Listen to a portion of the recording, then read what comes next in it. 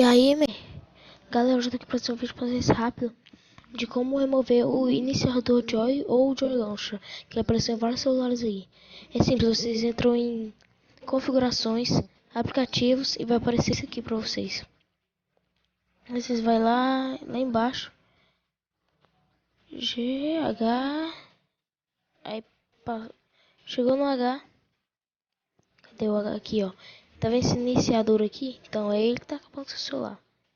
Você clica nele, provavelmente não, talvez apareça Joy aqui ou não. Aí isso daqui mesmo, aí vocês clicam aqui nesses três pontinhos em cima, clica em desinstalar atualizações, clica em OK, OK de novo, agora espera. Galera, esse iniciador Joy ou Joy Launcher, ele apareceu do nada aí no celular de vocês, porque não sei como, não sei o que aconteceu não, mas apareceu no meu também. Agora eu tô resolvendo aqui pra vocês. Iniciador Joy.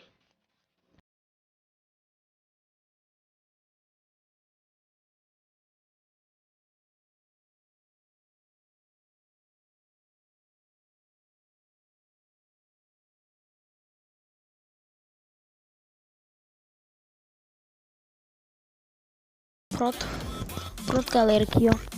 Ele já desinstalou as atualizações, agora vocês clicam no botão Home.